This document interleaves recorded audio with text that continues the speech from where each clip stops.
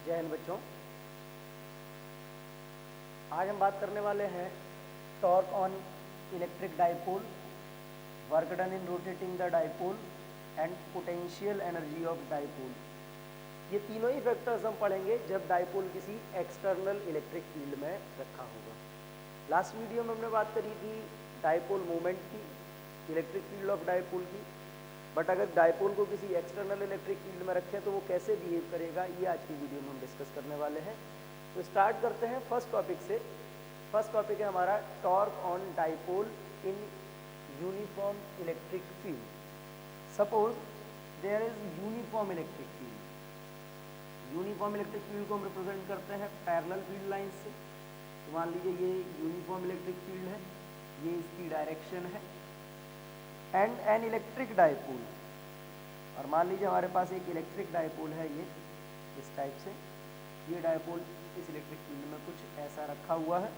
अब अगर हम इस डाइपोल के चार्जेस की बात करें, सपोज इस एंड पर जो चार्ज है दैट इज -q, इस एंड पर जो चार्ज है दैट इज +q।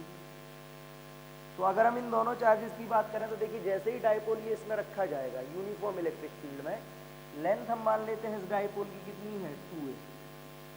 तो डाइपोल में क्या होता है, डाइपोल में चार्जेस हैं 2। तो जैसे ही इस डाइपोल को इस यूनिफॉर्म इलेक्ट्रिक फील्ड में रखा जाएगा तो होगा क्या, ये डाइपोल एक फोर्स एक्सपीरियंस करेगा, या यूँ कहें एक नहीं 2 फोर्स एक्सपीरियंस करेगा। Due to the electric field एक फोर्स वर्क करेगा डाइपोल के इस चार्ज पर, क्योंकि चार्ज पॉजिटिव है तो इस पर वर्क करने वाला जो फोर्स होगा वो फील्ड की डायरेक्शन में होगा। और एक फोर्स वर्क करेगा इस चार्ज पर, ये चार्ज निगेटिव है तो इस पर वर्क करने वाला फोर्स क्या होगा, फील्ड के अपोजिट डायरेक्शन में होगा। 2 फोर्स वर्क करते हैं, these 2 forces are equal in amount but opposite in direction. दोनों फोर्स इक्वल है क्योंकि ये सेम इलेक्ट्रिक फील्ड में चार्जेस रखे हुए हैं, बट एक चार्ज पॉजिटिव है एक चार्ज निगेटिव है, इसलिए दोनों जो फोर्स होंगे वो नेचर अमाउंट वाइज तो सेम होंगे, बट यूँ कहें डायरेक्शन वाइज कैसे होंगे, अपोजिट। तो इस केस में होगा क्या, ये दोनों चार्ज मिलके एक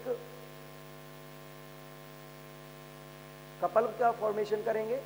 और जब ये कपल बनाएंगे, कपल ऑफ फोर्सेस की अगर हम बात करें तो यहाँ पर जो कपल बनेगा, कपल ऑफ फोर्स क्या करेगा, इस डाइपोल को रोटेट कराएगा in the direction of electric field and tries to align it in the direction of electric field.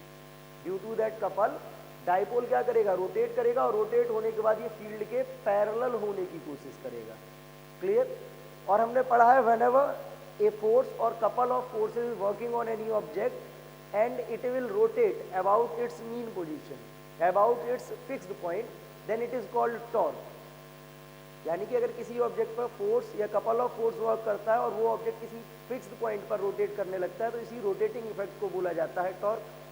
तो सिंपली जैसे ही हम इस डाइपोल को यहाँ पर रखेंगे, डाइपोल पर तो इक्वल और अपोजिट फोर्स वर्क करेंगे। जो इक्वल और अपोजिट फोर्स वर्क करेंगे वो क्या करेंगे, एक कपल ऑफ फोर्स का फॉर्मेशन करेंगे, और वो कपल इस डाइपोल को इसके सेंटर पर रोटेट कराने की कोशिश करेगा और इसको इलेक्ट्रिक फील्ड के पैरेलल लेके आएगा। इन दैट केस अगर हमको टॉर्क फाइंड करना है तो टॉर्क फाइंड करने के लिए पहले हमारे पास होना चाहिए फोर्स। अगर हम बात करें फोर्स की, now force on charges of dipole. Clear. कितने फोर्स होंगे, मान लीजिए ये फोर्स F1, ये फोर्स F2। तो अगर बात करी जाए तो क्या फोर्स होगा, mode of F1 vector is equal क्या होगा, mode of F2 vector, that is equal F। कितना होना चाहिए ये, अगर हम यहाँ पर बात करें तो फोर्स का फॉर्मूला होता है electric field into amount of charge. Clear. तो फोर्स आ गया E इंटू Q। क्लियर। अगर ये फोर्स है तो इस फोर्स के कारण ये क्या हो रहा है, रोटेट कर रहा है। तो अगर हम बात करें now the torque on dipole, तो बेटा देखो डाइपोल पर जो टॉर्क वर्क करता है, टॉर्क का फॉर्मूला होता है tau is equal force into arm of couple. Arm of couple का मतलब होता है परपेंडिकुलर डिस्टेंस बिटवीन 2 फोर्सेस। अब देखिए इस डायग्राम में जो फोर्सेस हमको दिए गए हैं, एक फोर्स ये है, एक फोर्स ये है, दोनों की लाइन ऑफ एक्शन अलग अलग दी गई है। तो अगर इन दोनों की लाइन ऑफ एक्शन के बीच हम परपेंडिकुलर डिस्टेंस की बात करें तो देखिए परपेंडिकुलर डिस्टेंस क्या आएगी, इस फोर्स को इधर ऐसे आप ड्रॉ कर लीजिए, इन दोनों, ये इसकी लाइन ऑफ एक्शन, ये इसकी लाइन ऑफ एक्शन, इन दोनों के बीच ये जो डिस्टेंस आ रही है, ये this distance is called arm of couple.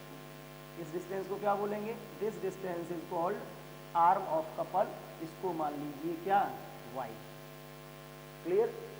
अब अगर हम डायपोल की बात करें, suppose the dipole is placed in uniform electric field that it's dipole movement make an angle theta with the direction of electric field. Dipole movement की बात करें तो देखो डायपोल मूवमेंट क्या होता है, -q से +q की तरफ, ये रहा, ये इलेक्ट्रिक फील्ड दोनों के बीच कितना एंगल बन रहा है, थीटा। अगर थीटा एंगल बन रहा है तो यहाँ से अगर हम बात करें तो यहाँ से क्या आएगा, साइड से हम सॉल्व करके देख लेते हैं। अगर इस डायग्राम में हम बात करें तो क्या आएगा आपका, साइन थीटा इज इक्वल क्या होगा, perpendicular upon hypotenuse, that means y upon 2a, या यहाँ से अगर हम बात करें तो y इज इक्वल क्या आएगा, 2a into sine theta. Clear. अब जरा देखिए, ये तो आ गई y मतलब परपेंडिकुलर डिस्टेंस, या इसी को हम बोलते हैं आर्म ऑफ कपल। ये वैल्यू अगर हम यहाँ पर इंप्लीमेंट करें तो जब ये वैल्यू हम यहाँ पर इंप्लीमेंट करेंगे तो क्या होगा, टाउ इज इक्वल फोर्स की वैल्यू क्या है, E into Q. Clear.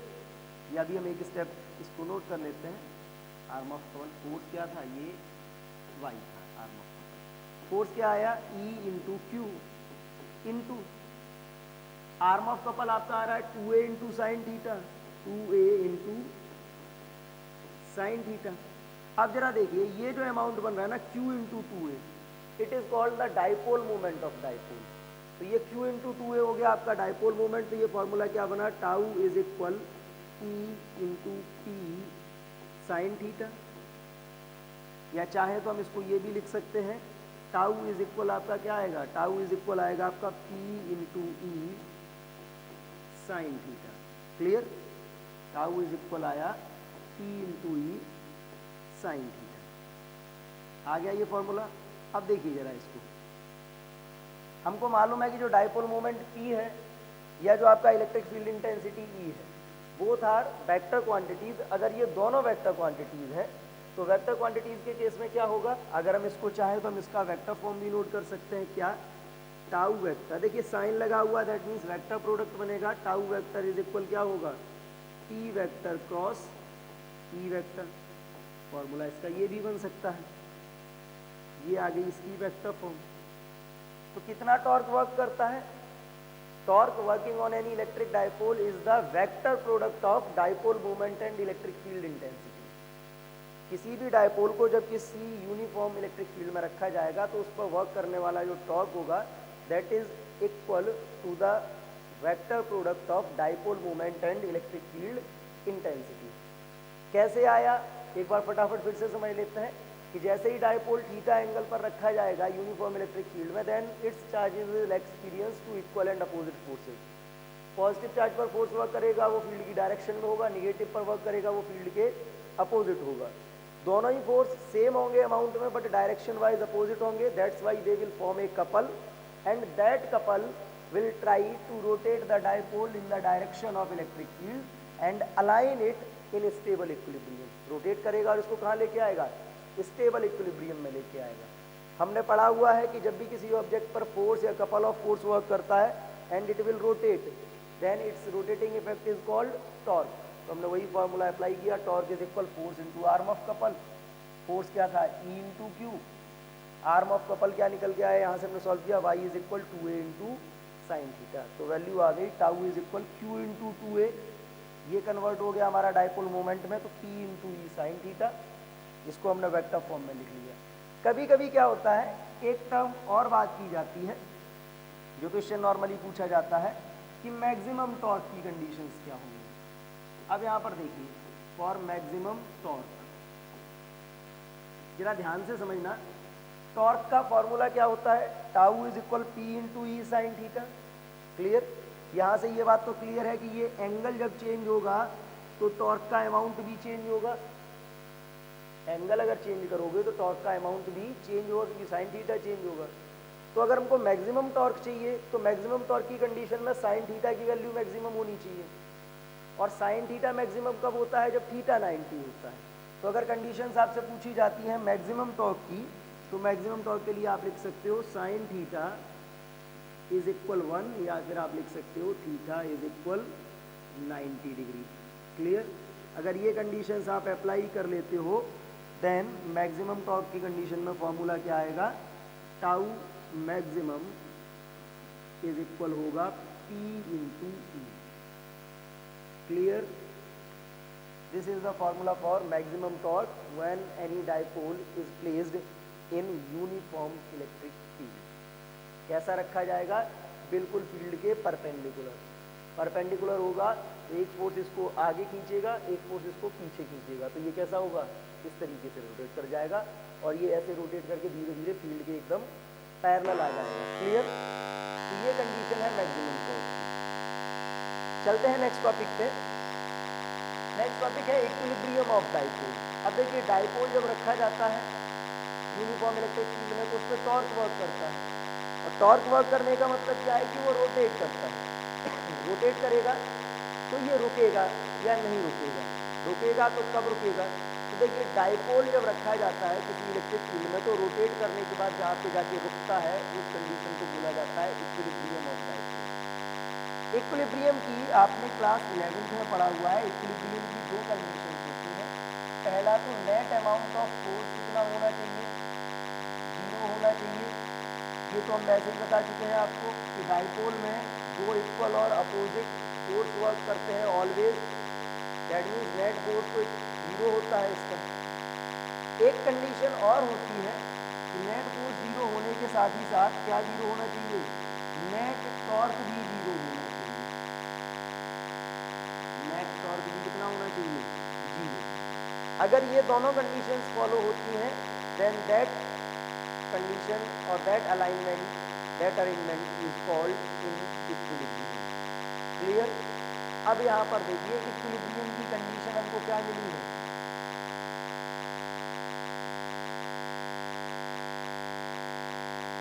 Equilibrium की कंडीशन में टाउ कितना होना चाहिए, 0। टाउ 0 होने का मतलब क्या है, अब देखिए P into E sine theta, tau का फॉर्मूला ये 0, और ये 0 कब होगा, जब साइन थीटा 0 होगा। क्लियर? तो अगर डाइपोल को इक्विलिब्रियम में लेके आना है तो साइन थीटा को 0 होना पड़ेगा। जब साइन थीटा 0 हो जाएगा तब डाइपोल इक्विलिब्रियम में होगा। अब देखिए, साइन थीटा दो कंडीशन में 0 हो सकता है।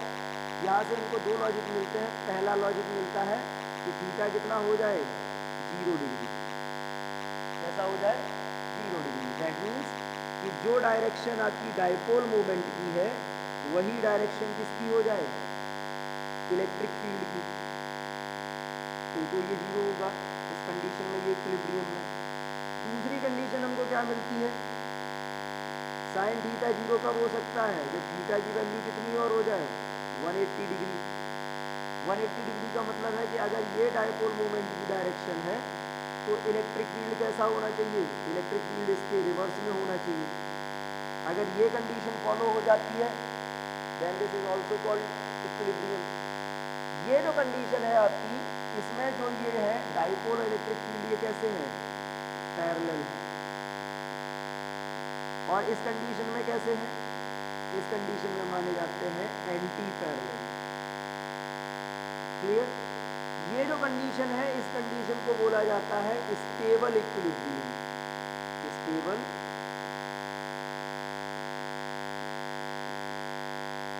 क्लियर? जो सेकंड कंडीशन है इसको बोला जाता है अनस्टेबल इक्विलिब्रियम।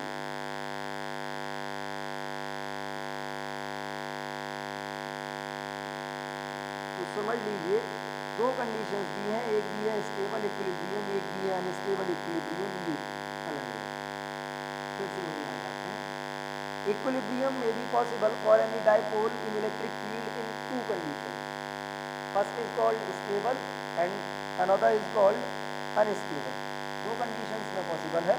कौन कौन सी कंडीशंस होंगी वो, उनकी बात करते हैं। चलिए,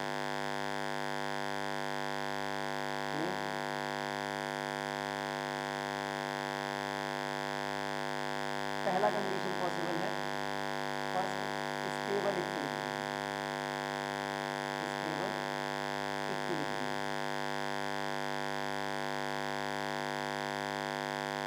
स्टेबल इक्विलिब्रियम में क्या आया? स्टेबल इक्विलिब्रियम में जो आपका आ रहा है वो आपका आ रहा है P vector is parallel to P vector. कैसा? पैरेलल, यानी कि जो थीटा है वो कितना होना चाहिए? 0। इसी को दोबारा से बता दे रहे, थीटा कितना होना चाहिए? 0। दूसरी कंडीशन इसकी बनती है अनस्टेबल इक्विलिब्रियम की। अनस्टेबल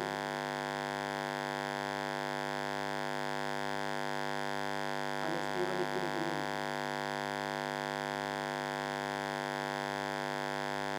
अनस्टेबल इक्विलिब्रियम में क्या है?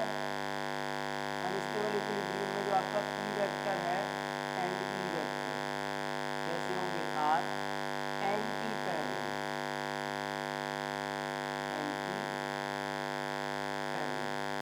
एंटी पैरेलल का मतलब है कि इस कंडीशन में जो आपका थीटा होगा वो 180 डिग्री होगा। डायग्राम के थ्रू समझ लीजिए कि अगर हम डायग्राम के थ्रू इसको रिप्रेजेंट करें तो ये कैसा दिखाई देगा। मान लीजिए ये इलेक्ट्रिक फील्ड है, डायपोल इस कंडीशन में जो आपका आएगा, डायपोल कुछ ऐसा आएगा।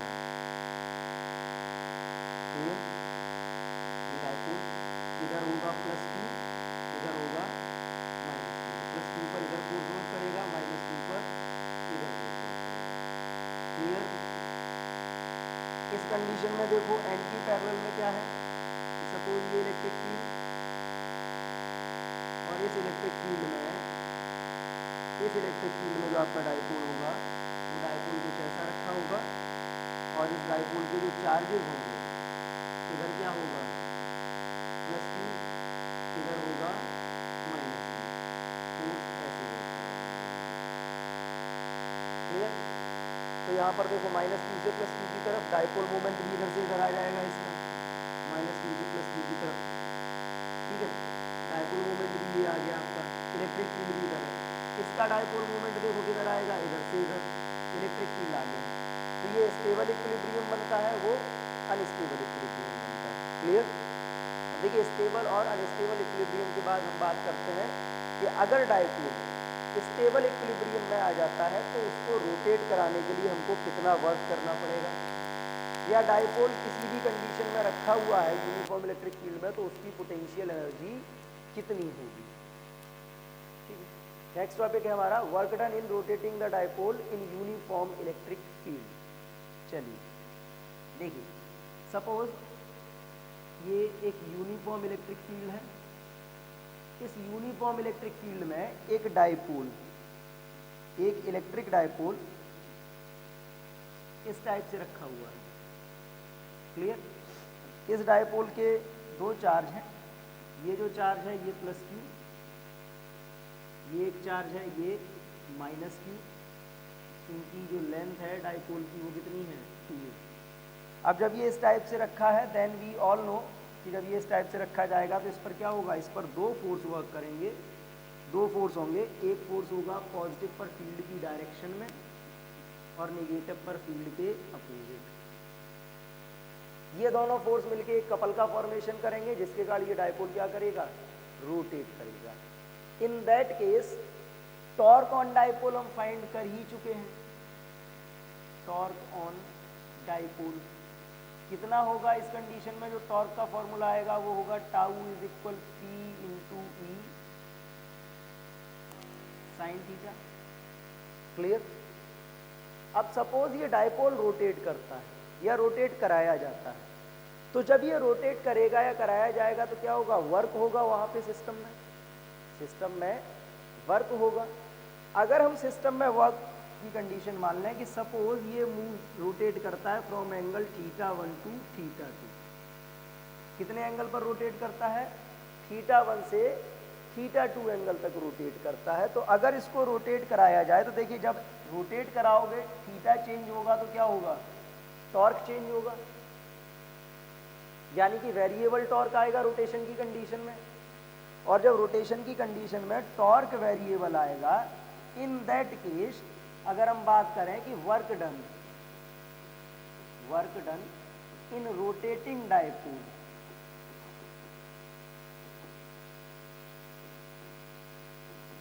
देखिए work done in rotating dipole, तो वर्क डन का फॉर्मूला क्या होगा, W is equal integration of tau into d theta. Tau क्या होता है, टॉर्क, डी थीटा होता है एंगुलर डिस्प्लेसमेंट। वैसे तो रोटेशनल मोशन के केस में फॉर्मूला होता है वर्क का, work is equal torque into angular displacement, but यहाँ पर जो आपका टॉर्क है वो वेरिएबल है। वेरिएबल होने का मतलब क्या है कि ये हम इंटीग्रेशन के थ्रू हम इसको सॉल्व करेंगे, और रेंज क्या रहेगी थीटा की, फ्रॉम एंगल θ1 टू θ2। क्लियर। अगर हम इसकी वैल्यू प्लेस करें और इसको सॉल्व करना स्टार्ट करें, तो जब हम इसको सॉल्व करेंगे तो ये क्या आएगा, W is equal integration from θ1 to θ2। Tau कितना है, P into E sine theta into d theta, ये टाउ की वैल्यू। PE कांस्टेंट होते हैं इस केस में, क्योंकि इलेक्ट्रिक फील्ड और डायपोल मोमेंट कभी नहीं बदलता, ये बदलेगा नहीं, बाहर आ जाएगा। लिमिट क्या रहेगी, θ1 to θ2 sine theta into d theta. Clear. अब यहाँ पर देखिए sine theta into d theta आया है, साइन थीटा का इंटीग्रेशन क्या होता है, कॉस माइनस कॉस।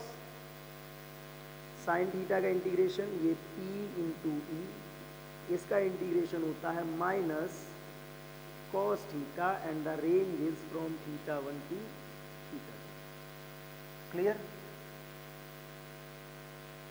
अब देखिए आप इसकी बात कर रहे हो कि θ1 से θ2, θ1 से θ2 तक आप लेके आए इसको, कितना वर्क हुआ बेटा, रेंज अप्लाई करो तो क्या होगा, माइनस, पहले तो ये P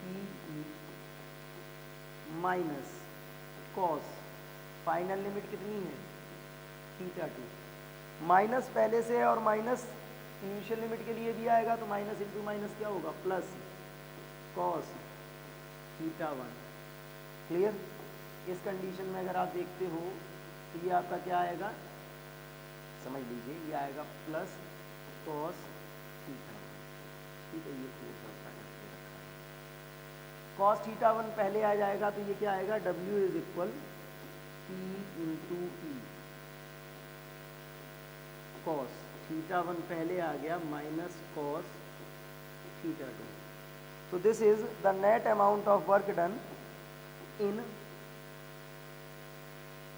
rotating a dipole from angle θ1 to θ2 in uniform electric field। Simple सी बात है, वर्क डन की अगर हम बात करते हैं तो वर्क इज इक्वल होता है torque into angular displacement, but torque variable था इसलिए क्या आया, work is equal integration tau into D theta. Tau की हमने वैल्यू प्लेस करी है, वैल्यू प्लेस करेंगे, सॉल्व करेंगे तो ये आएगा W is equal P into E cos θ1 minus cos θ2। अब इसकी देखिए दो कंडीशंस बन सकती हैं, इसकी दो कंडीशंस क्या बन सकती हैं, पहली कंडीशन वो कि हम इसको रोटेट करा के लाए कहाँ से, स्टेबल इक्विलिब्रियम से। दूसरी कंडीशन वो कि ये कहाँ पर रखा हो, फील्ड के परपेंडिकुलर जीरो मैक्सिमम टॉर्क की कंडीशन में। तो दो केस बन सकते हैं, इसके दो केस बनेंगे। अगर हम बात करें तो केस 1 क्या बन सकता है, केस 1 क्या होगा कि θ1 जो होगा आपका वो कितना होगा 90 डिग्री, और θ2 कितना थीटा। क्लियर। θ1 90 डिग्री है, θ1 90 डिग्री होने का मतलब क्या है कि ये मैक्सिमम टॉर्क की कंडीशन में है, और इस कंडीशन में जब हम इसको रोटेट कराते हैं तो इस कंडीशन में रोटेशन में जो वर्क होता है वही वर्क किस में कन्वर्ट हो जाता है, डायपोल की पोटेंशियल एनर्जी में। क्लियर। एक केस तो ये, इसको हम आगे पढ़ेंगे। दूसरा केस क्या बनता है कि अगर हम इसके सेकंड केस की बात करें तो इसमें केस सेकंड क्या बन सकता है, केस सेकंड इसका बन सकता है कि हम इसको कहाँ से रोटेट कराएं, from stable equilibrium, stable equilibrium. Stable equilibrium का मतलब है कि जब हमने रोटेशन स्टार्ट किया उस टाइम पर ये कैसा था, फील्ड के पैरेलल 0 डिग्री से रोटेट करा के हम कहाँ ले जाते हैं इसको, थीटा पर। अगर 0 से थीटा पर ले जाते हैं देन क्या होगा, देन अगर हम वर्क डन की बात करें तो देखो क्या आएगा, फॉर्मूला हमने वर्क डन का क्या पढ़ा, W is equal P into E cos theta 1 मतलब cos 0 degree minus cos theta 2 मतलब theta. In that situation W is equal P into E in bracket we will find 1 minus cos theta. It is the net amount of work done in rotating the charge from its equilibrium, stable equilibrium condition. अगर stable equilibrium condition से हमको charge rotate dipole को rotate कराना है तो formula हम ये apply करते हैं। और अगर बिटवीन टू एंगल्स वाली सिचुएशन हमको दे दी जाती है तो हम ये यूज करते हैं। क्लियर। आगे हमने बात की कि इसका केस 1 जो हमने अभी छोड़ रखा है, क्या छोड़ रखा है कि अगर ये मैक्सिमम टॉर्क वाली सिचुएशन से, जिसको रेफरेंस पॉइंट बोला जाता है, रोटेट क्यों कर रहा है, टॉर्क के कारण, तो जहां पर टॉर्क मैक्सिमम होगा हम वहां से कंडीशन स्टार्ट करते हैं तो उसको रेफरेंस पॉइंट बोलते हैं।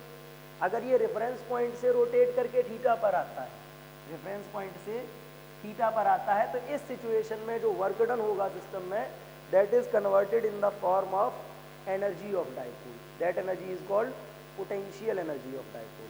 Clear? Next उसी टॉपिक पे हम आते हैं। नेक्स्ट टॉपिक है हमारा potential energy of dipole in uniform electric field. Clear. अब देखिए पोटेंशियल एनर्जी ऑफ डाइपोल क्या है, work done in rotating dipole from its reference point,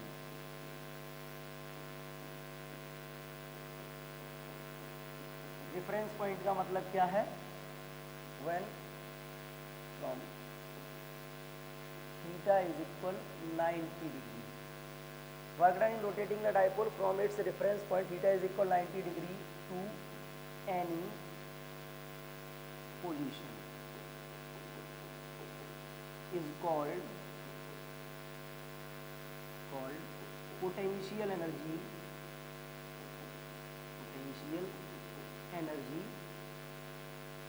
of dipole for that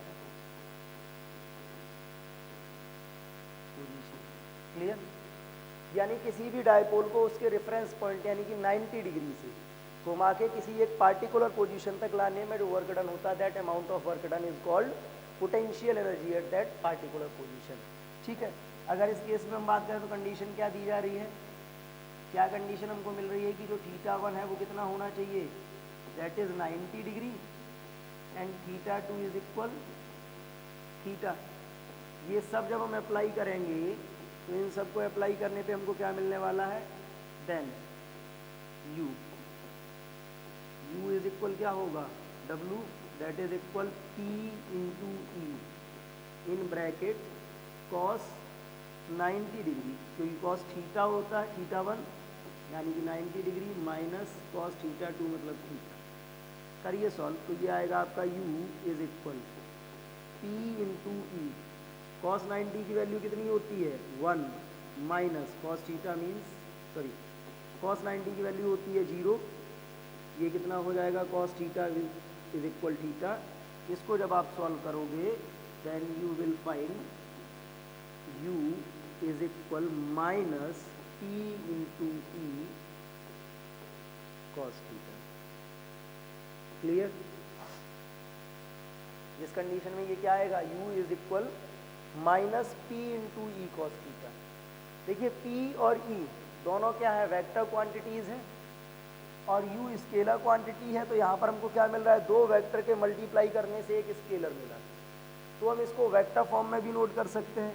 क्या नोट करेंगे वेक्टर फॉर्म में, तो इसका फॉर्मूला होगा u is equal minus P vector dot E vector. Clear? P vector dot E vector, क्योंकि cos theta लगा हुआ है और जो कॉस कंपोनेंट है वो स्केलर प्रोडक्ट्स को डिनोट करता है। तो किसी भी डाइपोल को अगर हम उसकी रेफरेंस पोजीशन का मतलब है जब डाइपोल इलेक्ट्रिक फील्ड के परपेंडिकुलर था वहाँ से रोटेट करा के जब हम लेके आएंगे, इन दैट सिचुएशन जो भी वर्क डन होगा that work is stored in the form of energy and that energy is called potential energy of dipole. Clear? अब देखिए पोटेंशियल एनर्जी से रिलेटेड कुछ फैक्ट समझ लेते हैं। अगर हम पोटेंशियल एनर्जी की 3 सिचुएशंस लें डाइपोल की, तो देखो पहला स्टेबल इक्विलिब्रियम में हम बात करें, स्टेबल इक्विलिब्रियम। स्टेबल इक्विलिब्रियम में क्या होता है कि जो थीटा होता है वो 0 डिग्री होता है, देन थीटा 0 होगा, देन u कितना हो जाएगा, u is equal minus P E cos 0 degree, cos 0 की वैल्यू 1, तो u कितना आया माइनस पी। क्लियर? सेकंड देखो, सेकंड सिचुएशन की अगर हम बात करें तो सेकंड क्या है,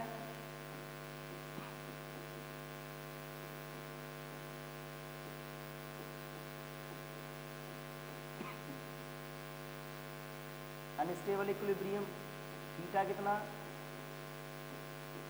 180 डिग्री। अब देखिए थीटा अगर 180 डिग्री है देन क्या होगा, देन अगर u की बात करें तो minus P E cos 180, cos 180 की वैल्यू -1, ठीक है, माइनस इंटू माइनस क्या हो जाएगा प्लस, ये एनर्जी हो जाएगी plus P E. Third situation देखिए, थर्ड हम किस पे बात करते हैं, एट रेफरेंस पॉइंट।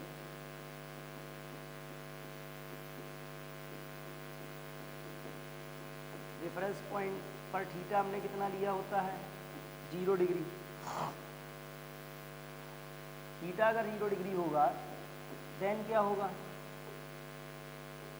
देन जो आपका u आएगा वो कितना होगा minus P E cos 90, cos 90 की वैल्यू 0 होती है तो ये सब कुछ 0, ये 0 आया, ये प्लस पी ई आया और ये माइनस पी ई आया।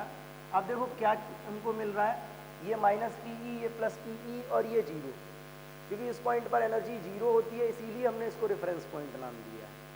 माइनस पी ई हमको मिल रहा है स्टेबल इक्विलिब्रियम में, यहाँ पर एनर्जी कैसी होगी, ये जो कंडीशन होगी ये मिनिमम एनर्जी की होगी, मिनिमम एनर्जी, और ये प्लस पी ई मिल रहा है, ये जो कंडीशन होगी ये किसकी होगी, it is for maximum energy. Clear? अब यहाँ पर समझ लीजिए कि 3 कंडीशंस हमने पढ़ी यहाँ पे, स्टेबल इक्विलिब्रियम में एनर्जी क्या होगी, अनस्टेबल इक्विलिब्रियम में एनर्जी क्या होगी और इसके रेफरेंस पॉइंट पे क्या होगी। रेफरेंस पॉइंट पे 0, स्टेबल में मिनिमम एनर्जी होती है, अनस्टेबल इक्विलिब्रियम में मैक्सिमम एनर्जी होती है। क्लियर? अब इस पूरी कंडीशन में एक बात समझिए, अगर मान लीजिए डाइपोल किसी एक्सटर्नल इलेक्ट्रिक फील्ड में रखा है और वो रोटेट करता है, क्या करता है, रोटेट करता है, तो एक रोटेशन को कंप्लीट करने के लिए जितना टाइम लेगा that time is called time period. तो वो भी हमको मालूम है कि डाइपोल जब रोटेट करता है तो डाइपोल रोटेशन में जितना टाइम लेगा that is called time period. तो उसके लिए भी एक फॉर्मूला हम आपको बता देते हैं कि इन एनी केस अगर पूछ लिया जाए तो time period of rotation of dipole, time period of rotation of dipole, इसका जो बेटा फॉर्मूला होता है वो समझ लीजिए, वो फॉर्मूला होता है T is equal 2 pi root I upon P E, I upon P ई।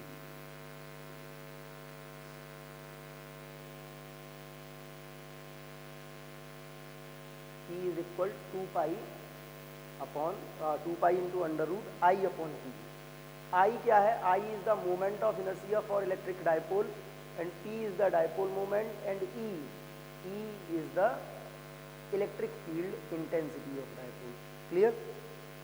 तो अभी हमने 3 टॉपिक पढ़ लिए हैं। अगर डिटेल में बात करें तो torque on dipole that is tau is equal P into E sine theta, potential energy of dipole that is equal tau is you is equal minus P E cos theta and work done in rotating the dipole. Clear? लेकिन एक point और जो हम note कर सकते हैं, क्या note कर सकते हैं कि अगर हम किसी डायपोल के लिए बात करें तो relation between tau and you, tau and you का रिलेशन क्या होता है? तो देखो डायपोल के केस में कभी कभी न्यूमेरिकल्स आते हैं तो शॉर्ट ट्रिक बता रहे हैं कैसे आप कर सकते हो। टाउ इज इक्वल होता है minus P E sine theta, sorry P E sine theta, you is equal होता है minus P into E cos theta. अगर हम इन दोनों का रेशियो फाइंड करें तो टाउ अपॉन यू क्या होगा? P E sine theta upon minus P E cos theta, P E से पी ई कैंसिल, तो यहाँ से जो एक रिलेशन निकल के आएगा वो क्या निकल के आएगा? Tau upon you, tau upon you is equal minus tan theta, या हम ये कह सकते हैं कि जो टेन थीटा होगा that is equal minus tau upon you. ये फॉर्मूला हम याद कर लेंगे क्योंकि कभी कभी क्या होता है बोर्ड एग्जाम में कई बार ऐसे क्वेश्चंस आए हैं कि आपको टॉर्क दिया रहता है उससे पोटेंशियल एनर्जी फाइंड करनी होती है, या पोटेंशियल एनर्जी दी रहती है टॉर्क फाइंड करना होता है। तो उस केस में नॉर्मली स्टूडेंट्स करते क्या है कि टॉर्क अगर दिया है तो टॉर्क से पहले क्या निकालेंगे? टॉर्क से पहले निकालेंगे पीई, फिर ये पीई की वैल्यू आप इसमें रखोगे, देन आप यू निकालोगे, तो थोड़ा सा लेंदी हो जाता है। इसीलिए हम डायरेक्टली ये फॉर्मूला यूज कर सकते हैं for any dipole tan theta is equal होता है minus tau upon you. Clear? तो ये टॉपिक्स हमने कंप्लीट किए हैं। अब इनसे रिलेटेड कुछ क्वेश्चंस हैं जिनको हम सॉल्व करके देखते हैं वन बाय वन। देखिए बोर्ड एग्जाम 2014 में आया हुआ है ये सीबीएसई में। क्या क्वेश्चन है? An electric dipole of length 4 centimetre given क्या क्या है? डायपोल की लेंथ गिवन है and you will know very well length of dipole होती है 2a, कितनी है? 4 centimetre and its axis make an angle of 60 degree with the uniform electric field. Axis का मतलब है डायपोल मोमेंट कितना एंगल बना रहा है? 60 degree. Experience is a torque कितना? 4√3 newton into metre. Calculate the potential energy of dipole, you calculate करना है और चार्जेस कितने दे रखे हैं? Plus minus 8 nano coulomb. देखो एक ऑप्शन तो बेटा आपके पास ये है कि आप यहाँ से क्या करें टॉर्क दे रखा है, यहाँ से आप P इंटू ई की वैल्यू निकालें। ये P इंटू ई की वैल्यू आप उठा के किस में रखें? U में। U इज इक्वल होता है minus P into E cos theta. Theta आपको मालूम है तो आपकी पोटेंशियल एनर्जी आ जाएगी। क्लियर? यहाँ से P इंटू ई निकाल लीजिए टाउ और साइन थीटा रख के, P इंटू ई की वैल्यू यहाँ पर प्लेस कर दीजिए, आपकी पोटेंशियल एनर्जी आ जाएगी। नहीं तो दूसरा मेथड जो जस्ट अभी हम बात कर रहे थे, क्या अप्लाई कर सकते हो आप? Tau upon you minus tau upon you is equal tan theta. Clear? तो ये हो गया आपका माइनस टाउ की वैल्यू कितनी? 4√3 upon you is equal tan theta का मतलब 1060। ये आएगा आपका minus 4√3 upon you is equal 1060 means √3। Clear? Cancel करेंगे तो कैंसिल करने पे क्या आएगा? √3 से ये √3 कैंसिल, यहाँ बचेगा 1, u आप उधर ले जाइए, then you will got u is equal minus 4 joule. देखिए इस पूरे क्वेश्चन में हमने लेंथ ऑफ डाइपोल और चार्ज इसका और इसका कहीं भी यूटिलाइजेशन नहीं किया। क्लियर? तो ये इजी है। और अगर हम डिटेल्ड मेथड से करते तो भी हम नहीं यूज़ करते, हम डायरेक्ट पी निकालते। लेकिन अगर आपको बहुत ही ज़्यादा डिटेल में जाना है तो आप पहले Q इंटू 2a से P निकालें, देन P की वैल्यू टाउ के फॉर्मूले में रखें, थीटा रखें, E निकालें, देन E की वैल्यू आप U में रखें। अदरवाइज हम आपको जस्ट अभी बताए थे कि टाउ अपॉन यू माइनस इसके इक्वल होता है टेन थीटा के। क्लियर? मूव करते हैं नेक्स्ट क्वेश्चन पे। नेक्स्ट क्या है? An electric dipole of moment, यानी कि डायपोल मोमेंट हमको दे रखा है, डायपोल मोमेंट दे रखा है गिवन। क्या क्या कंटेंट गिवन है? Dipole moment means P 5 into 10 to the power minus 8 coulomb into metre is aligned in uniform electric field. Electric field कितना है? 1.44 into 10 to the power 4 newton per coulomb. Calculate torque exerted by the field on the dipole and potential energy. Tau पता करना है, U पता करना है। Clear? To hold the dipole at 60 degree with the direction of electric field. किस condition में? Theta कितना हो? 60 डिग्री। तो देखो भाई, सिंपल सा सॉल्यूशन, अगर हम इसका सॉल्यूशन फाइंड करें, क्या आएगा बेटा सॉल्यूशन? टाउ को ही निकाल लीजिए। Tau is equal P into E sine theta. P कितना? 5 into 10 to the power minus 8 into E कितना? 1.44 into 10 to the power 4 into sine 60 होगा। कितना होगा? साइन 60, साइन थीटा होता है, दैट मीन्स साइन 60। साइन 60 की वैल्यू √3/2। क्लियर? √3/2 करिए multiply, इसको मल्टीप्लाई आप करेंगे तो ये आपका क्या आएगा? 5 इंटू 1.44 में आप मल्टीप्लाई करेंगे। चलिए 2 से पहले कैंसिल कर लेते हैं थोड़ी देर के लिए। इसको 2 से कैंसिल करेंगे तो ये कितना आएगा? 0.72। कितना आएगा? 0.72। अब 0.72 में 5 का मल्टीप्लाई करेंगे तो 5 2 ज़ा 10 कैरी 1, 5 7 ज़ा 35 और 1 36, सॉरी 2 के बाद डेसिमल है तो 3.60 इंटू 10 टू दी पावर कितना रह जाएगा? -4 इंटू √3। क्लियर? आप चाहो तो आप इसको इतना भी लिख सकते हो, 36 √3 इंटू 10 टू दी पावर -36।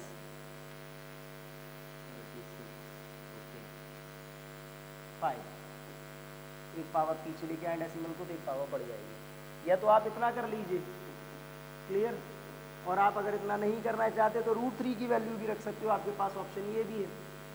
√3 की वैल्यू कितनी होती है? √3 की value 3.6 into 10 to the power -4 और √3 की वैल्यू होती है 1.73। मल्टीप्लाई कर लीजिएगा, आपका आंसर मिल जाएगा। क्लियर? ऐसे ही अगर आप बात करते हो तो आपकी पोटेंशियल एनर्जी कितनी होगी? कितनी होगी पोटेंशियल एनर्जी वो समझिए। एंड U इज इक्वल क्या होता है? -PE cos 60। बेटा देखो -PE cos 60 की बात करते हो तो वैल्यू रखो, वैल्यू रखोगे कितना आएगा? -P की value 5 into 10 to the power -8, E की value 1.44 into 10 to the power 4 into cos 60 होता है 1/2। तो ये आपका डायरेक्टली सॉल्व होके ही आ जाएगा कितना? 3.6 into 10 to the power -4। Clear? ये किस में आ गया? एनर्जी है, तो इसका आंसर आएगा आपका जूल। क्लियर? ये जूल में आ गया। इसको मल्टीप्लाई कर लेंगे 1.73 से, वो भी आंसर आ जाएगा, बड़ा आसानी से आंसर आ जाएगा। क्लियर? तो इस टॉपिक से रिलेटेड बहुत इजी क्वेश्चंस आते हैं, इनको सॉल्व करने में कोई ऐसी खासी प्रॉब्लम होती नहीं है। फिर भी नेक्स्ट क्वेश्चन पे चलते हैं। नेक्स्ट क्वेश्चन देखिए क्या दिया, ये भी सीबीएसई एग्जाम में आया हुआ है। Calculate the amount of work done in turning an electric dipole of moment, ये दिया है 3 इंटू है, 3 into 10⁻⁻8 coulomb into metre from its position of unstable equilibrium to the position of stable equilibrium. Clear? देखिए दो angle दे रखे हैं। Dipole moment given क्या है हमको, गिवन है हमको डाइपोल मोमेंट यानी कि P कितना 3 इंटू 10⁸ कूलम इंटू मीटर। कितना है electric field intensity 10⁴ newton per coulomb. Clear? क्या फाइंड करना है, θ1 यानी कि अनस्टेबल इक्विलिब्रियम है 180 डिग्री से, θ2 यानी कि स्टेबल इक्विलिब्रियम, स्टेबल का मतलब 0 डिग्री, लिख भी लेते हैं अनस्टेबल, और ये कंडीशन किसकी होती है, स्टेबल की। क्या फाइंड करना है इस प्रोसेस में, वर्क। तो देखिए क्या होता है वर्क डन का, अगर हम इसका सॉल्यूशन देखें तो कैसे हम वर्क डन फाइंड करेंगे इसका, समझो। वर्क डन का फॉर्मूला आपने क्या पढ़ रखा है, W is equal P into E cos θ1 minus cos θ2। एक मेथड तो ये है, नहीं तो आप यूज कर सकते हो work done is equal change in potential energy, work energy theorem को। पहले आप एनर्जी निकाल लीजिएगा अनस्टेबल इक्विलिब्रियम में, फिर एनर्जी निकाल लीजिएगा स्टेबल इक्विलिब्रियम में, और दोनों का आप डिफरेंस करके इसको फाइंड कर सकते हैं। ये कितना आएगा, W इज इक्वल P की वैल्यू कितनी है 3 10⁻⁻8, E कितना है 10⁴ in bracket cos 180 minus cos 0। अब देखिए सॉल्व करते हैं जब हम इसको, तो ये आएगा 3 इंटू 10⁻⁻4, और ये ब्रैकेट में cos 180 की वैल्यू -1 माइनस cos 0 की value -1। Clear? W is equal कितना आएगा, ये -1 इंटू -1 कितना हो जाएगा -2, क्योंकि cos 180 -1 है, बीच में माइनस का साइन और cos 0 की वैल्यू 1, तो ये -2 इंटू 3 होगा, तो ये कितना हो जाएगा -6 इंटू 10⁻⁻4। ये जो आपका आएगा work done that is in joule, it is our answer. Clear? It is the answer. Work done in rotating the dipole from condition of unstable equilibrium to stable. अगर यही देते कि स्टेबल से अनस्टेबल के लिए, तो स्टेबल से unstable की कंडीशन में क्या होता, θ1 0 हो जाता, θ2 180 हो जाता। तो ये जो साइन आपके आए हैं, ये साइन नेगेटिव की जगह कैसे हो जाते हैं, पॉजिटिव हो जाते हैं। क्लियर? मूव करते हैं। तो आज के वीडियो में इतना ही, मिलते हैं नेक्स्ट वीडियो में। Thank you.